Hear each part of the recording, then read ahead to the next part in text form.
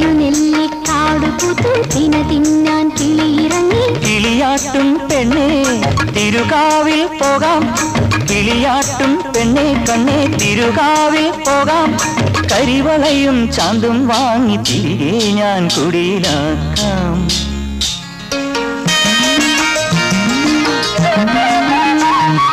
തിരുനെല്ലിക്കാട് പുതുതിന തിന്നാൻ കിളിയിറങ്ങി. കിളിയാട്ടും പെണ്ണേ തിരുകാവിൽ പോകാം, കിളിയാട്ടും പെണ്ണേ കണ്ണേ തിരുകാവിൽ പോകാം.